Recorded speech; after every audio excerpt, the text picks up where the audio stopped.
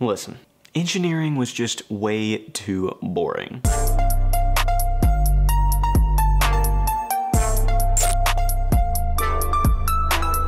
What's up guys, it is your boy Jerome back at it with another video. For those of you that are new to the channel, I graduated from the University of Tennessee with a degree in electrical engineering, worked as an electrical engineer for about 2 years before deciding engineering, not it. Then I went back to get my MBA from UNC's Flagler Business School to then become an investment banking associate for about the last year. But figuring out how to actually make that pivot proved to be really challenging because people, for whatever reason, are super secretive about the investment banking industry, and as an outsider looking in, it's really like a black box. So I'm here to share some of those secrets with you, the step-by-step on exactly what I did to go from being an engineer to becoming an investment banker. The overall step-by-step guide of what I did was 1, get into an MBA program that was well known for investment banking, 2, rewrite my entire resume to make sure it fit that investment banking mold. 3, use my MBA program to participate in their structured kind of investment banking recruiting process. 4, get that coveted investment banking internship. And 5, kill it at the internship so they finally give you a full-time offer. Now, before I reveal all of my secrets or the details to the step-by-step process of what I did to become an investment banker, make sure to smash that like button down below and subscribe to the channel for more content on investment banking and just financial services in general.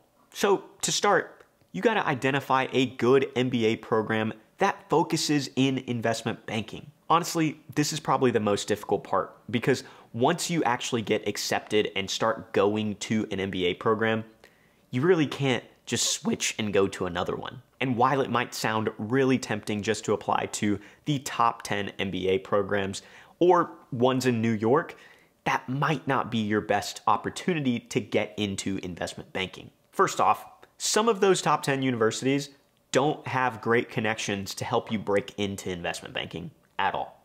I'm not saying that they're bad schools, but maybe their focus is on general management or consulting or even tech, and putting any of those things on your resume isn't gonna help you break into banking. So instead, you wanna find universities that are specifically top 10 in investment banking or have lots of alumni that work in investment banking. And yes, some of those schools will be in the top 10 overall list. I personally went to UNC's Flagler, which at the time was number 18 overall in the country for MBAs, but was number 10 in investment banking. They do especially well outside of New York and send probably half of their investment banking students to banks outside of New York like Bank of America or Wells Fargo, both in Charlotte. Now, that's just an example because of course students that go to UNC end up at banks all over. Little side note, another reason you might want to go to a school like a UNC instead of a NYU or Wharton is because there might potentially be less competition. I'm not saying this is good or bad, but it might just be one strategy.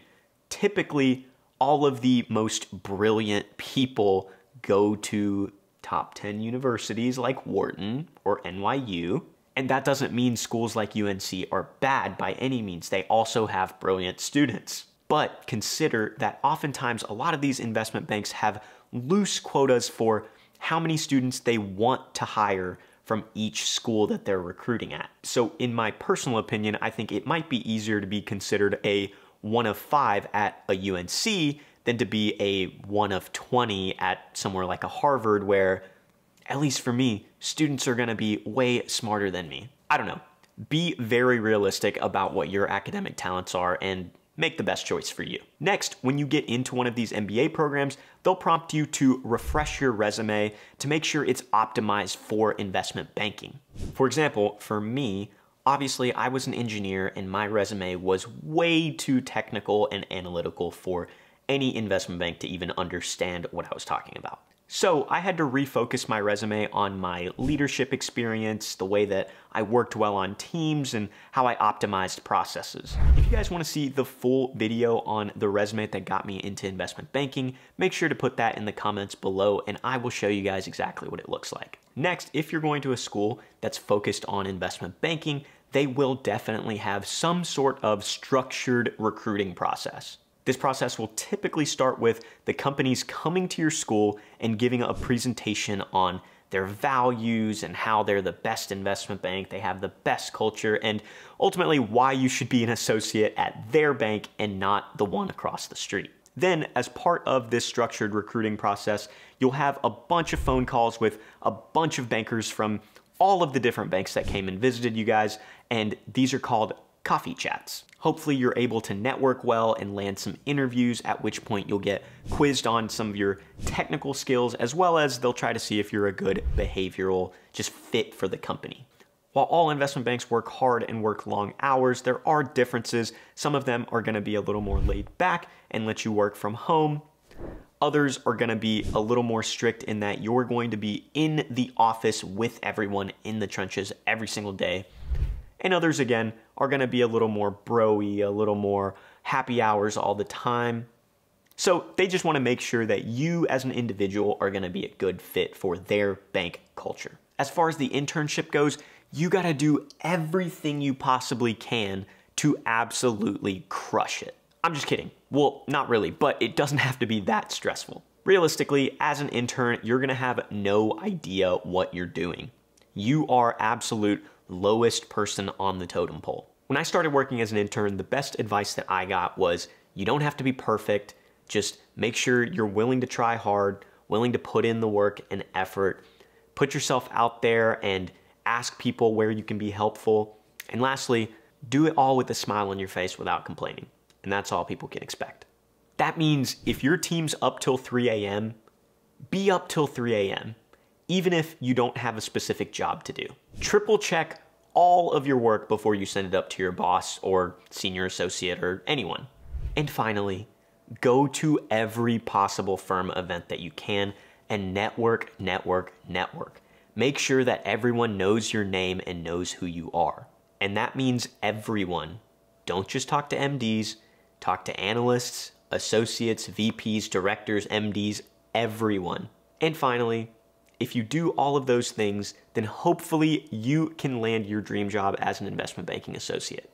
All that to say, the pivotal part for me was definitely pursuing my MBA. And I specify this only because I was already a working professional in a completely different industry and I didn't feel like there was any way for me to pivot but get my MBA.